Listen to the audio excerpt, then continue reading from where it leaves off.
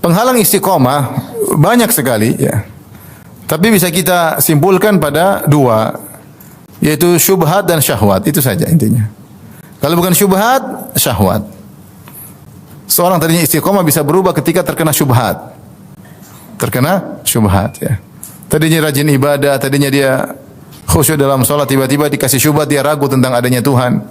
Dia ragu tentang benarnya ajaran sunnah, dia ragu.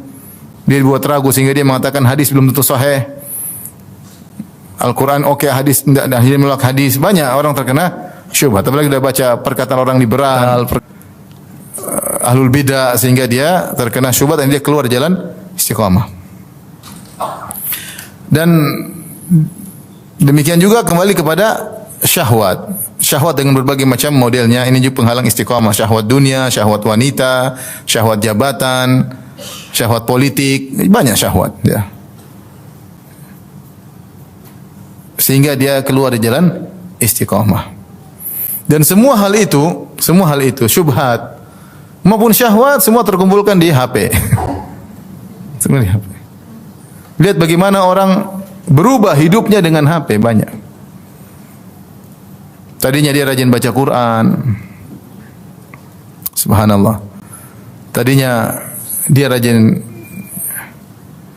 ya, berzikir pada Allah Subhanahu wa taala. Tadinya dia tidak suka dengan ghibah dan namimah, tapi HP merubah kehidupannya.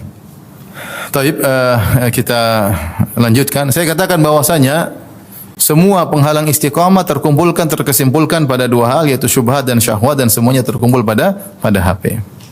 Setiap hari kita bawa penghalang istiqamah. Tergantung sejauh mana kita mau buka atau tidak. Kita mau dengar atau tidak, kita mau nonton atau tidak. Ya. Yang jadi masalah, alat inilah yang kemudian merubah pola kehidupan seorang. Yang tadinya jalan istiqamah, dia rajin baca Quran, dia rajin zikir pagi petang, ya. Dia ada waktu untuk berbakti sama orang tua, ada waktu untuk bercengkrama, bermesra dengan istri, ada waktu untuk ngurus anak-anak, hilang semuanya. Kenapa? Hidupnya berubah gara-gara tontonan. Jadi dia idman itu kecanduan. Dia tidak bisa berhenti dari melihat HP-nya. Tidak berhenti dari melihat YouTube, tontonan yang harus dia lihat selalu, ya. Dia tidak kecanduan kalau dia merasa tidak tentram kalau tidak melihat komentar. Sehingga dia baca komentar-komentar yang ada dan itu menghabiskan umurnya. Saking kecanduannya, kalau dia naik mobil dia tidak ngomong sama istrinya. Ternyata istrinya juga kecanduan, sama-sama kecanduan.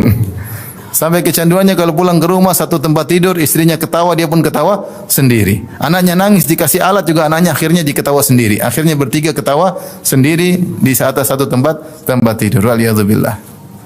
Istiqomah hilang, totalitas hilang. Tidak ada zikir untuk sebelum tidur. Kenapa? Dia tidur sampai nonton YouTube sampai ketiduran. Tidak ada zikir setelah bangun tidur. Bangun tidur yang pertama dilihat WA yang masuk, kemudian dia buka WA tersebut. Tidak sempat dia membaca doa bangun tidur. Demikian pola kehidupannya sehari, dua hari, sebulan, setahun, puluhan tahun sampai dia meninggal dunia. Zikir pagi lewat, zikir petang lewat. Tidak sempat baca Quran karena saking sibuknya melihat berita kriminal. Tidak sempat baca Al-Quran.